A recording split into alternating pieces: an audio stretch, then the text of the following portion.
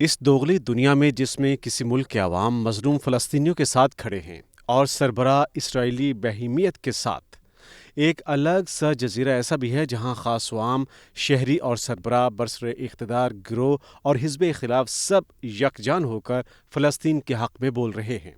مزید حیرت کی بات یہ کہ یہ جزیرہ یورپ میں واقع ہے۔ آپ کو مزید حیرت ہوگی کہ اس ملک میں لگ بھگ 76% لوگ مسیحی ہیں۔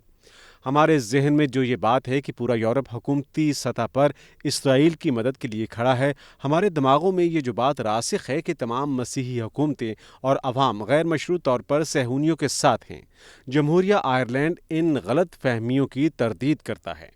یہ جزیرہ مکمل طور پر فلسطینیوں کے ساتھ ہے اور یورپ کے کسی ملک نے اس طرح کھل کر اسرائیل کی مذمت نہیں کی جس طرح جمہوریہ آئرلینڈ نے کی ہے۔ شمالی بحر اوقیانوس کا یہ بڑا جزیرہ آئرلینڈ، جس کا رقبہ لگ بھگ 84,000 مربع کلومیٹر ہے، اپنی سرسبز زمین کی وجہ سے زمردی جزیرہ بھی کہلاتا ہے۔ آئرلینڈ دو حصوں میں منقسم ہے: جمہوریہ آئرلینڈ جو آزاد ملک ہے اور شمالی آئرلینڈ جو برطانیہ کا حصہ ہے۔ جمہوریہ آئرلینڈ کا دارالحکومت ڈبلن اور شمالی آئرلینڈ کا دارالخلافہ بیلفاسٹ ہے۔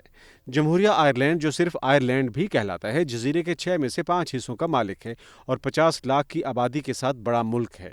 یہاں برٹش پاؤنڈ اور یورو دونوں کرنسیاں رائج ہیں۔ اس کے ساتھ شمالی آئرلینڈ میں 20 لاکھ لوگ بستے ہیں۔ دونوں طرف بہت ہی بڑی اکثریت مذہبی اعتبار سے مسیحی ہے۔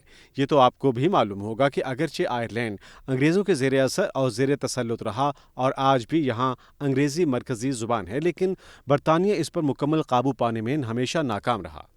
آئرش ہمیشہ سے خود کو برطانیہ سے الگ ایک جغرافیائی حقیقت اور علیحدہ قوم سمجھتے رہے ہیں۔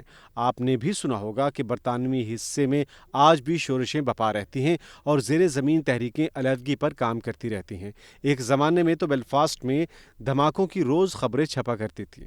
خیر، یہ الگ موضوع ہے۔ اپنے موضوع کی طرف لوٹتے ہیں۔ جمہوریہ آئرلینڈ فلسطین کی کس طرح حمایت کرتا رہا ہے اور اس کی کیا وجوہات ہیں، اس پر ایک نظر ڈالتے ہیں۔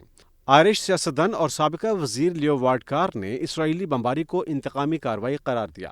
وزیر خارجہ نے اسے بالکل غیر متوازن اور غیر مناسب کہا اور حزب مخالف کے رہنماؤں نے تو سب سے بڑھ کر اسے اجتماعی قتل عام کا نام دیا۔ چنانچہ ان بیانات کو فلسطین میں بہت پذیرائی ملی اور ہزاروں فلسطینیوں کے قتل عام پر یورپ میں ان بیانات کا بہت چرچا ہوا۔ ظاہر ہے اس کے مخالف اسرائیلی لابی کے زیر اثر یورپینز نے اسے اسرائیل کے حق کے دفاع کا نام دیا اور حماس کی کارروائیوں کو ظالمانہ قرار دیا، لیکن آئرلینڈ کے ان بیانات پر سب سے زیادہ اسرائیلی تل ملائے۔ یورپی یونین کے ایک ممبر ملک کی طرف سے یہ بات اسرائیل کے لیے بہت تکلیف دہ ہے۔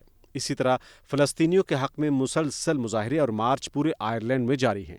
حزب مخالف کی جماعتوں نے حکومت سے مطالبہ کیا کہ انٹرنیشنل کرمنل کورٹ میں اسرائیل پر مقدمہ کیا جائے اور اسرائیلی سفیر ڈانا ارلچ کو ملک بدر کیا جائے۔ یہ مطالبہ اگرچہ پورا نہیں ہوا مگر دباؤ جاری ہے۔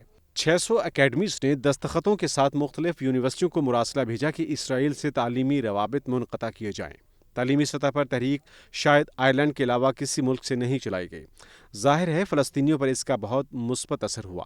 ایسے وقت میں جب پورے یورپی یونین کی حکومتیں اسرائیل کی مکمل حمایت میں کھڑی ہیں، یورپ ہی سے ایک ایسی آواز کا اٹھنا ان کے لیے بہت خوش آئند ہے۔ اس لیے آئرلینڈ میں فلسطینی سفیر جیلان وہابہ عبد المجید نے کہا ہے کہ آئرلینڈ کے لوگ بخوبی سمجھ رہے ہیں کہ کیا ہو رہا ہے۔ میرا اعزاز ہے کہ میں ان کے بیچ موجود ہوں۔ انہوں نے جنگ بندی کے لیے آئرلینڈ کی کوششوں کو سراہا اور کہا کہ فلسطین میں وہ ویڈیو کلپس بہت وائرل ہو رہے ہیں جن میں آئرش قانون سازوں نے ان کی حمایت کی ہے۔ آئرلینڈ کی فلسطینی حمایت کی ایک تاریخ ہے۔ آئرلینڈ یورپی یونین کی پہلی ریاست تھی جس نے 1980 میں فلسطینی ریاست کو تسلیم کیا تھا۔ اسی طرح آئرش عوام میں لکسمبرگ کے سابقہ وزیر خارجہ جین ایسل بورن کو پذیرائی ملی تھی، جنہوں نے کہا تھا کہ تمام یورپی یونین کو فلسطینیوں کی ذرہ برابر پرواہ نہیں، سوائے میرے اور آئرلینڈ کے۔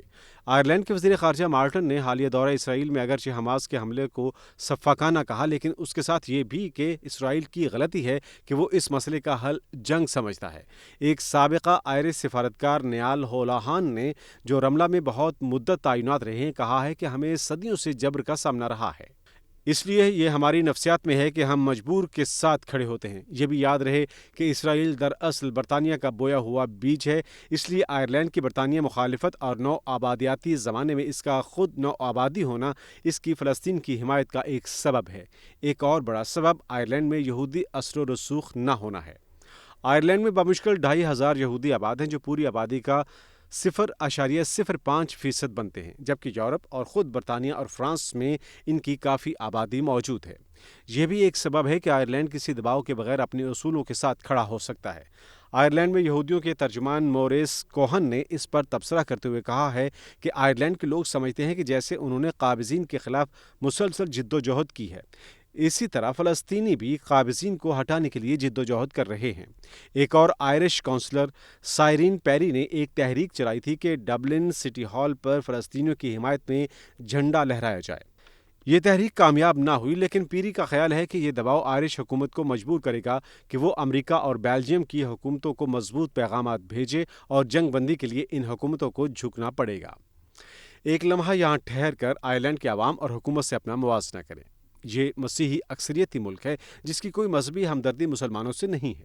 اس کے اپنے بھی مسائل ہیں، اور یورپی یونین میں رہ کر اس کے لیے بڑے اور طاقتور ملکوں کی مخالفت کوئی آسان کام نہیں ہے۔ اس کو اپنے معاملات میں فلسطینیوں سے کسی حمایت کی توقع بھی نہیں ہے۔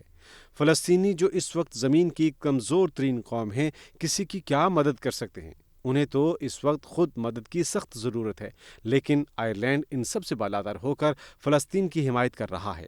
آئرلینڈ کا نڈر رویہ مسلمان بالخصوص عرب ملکوں کے لیے باعث شرم ہونا چاہیے، جن کے زبانیں کسی کے ساتھ ہیں اور تلواریں کسی کے ساتھ۔ حال یہ ہے کہ کبھی چینی اور کبھی روسی وزیر خارجہ سے مدد مانگنے کے لیے ان کے دروازوں پر پہنچتے ہیں۔ سچ یہ ہے کہ اپنی بے حسی پر شرم آتی ہے اور اپنی مجبوریوں پر رونا۔ لیکن ایک منٹ ٹھہریے، کون سی مجبوریاں؟ حقیقی یا خود ساختہ؟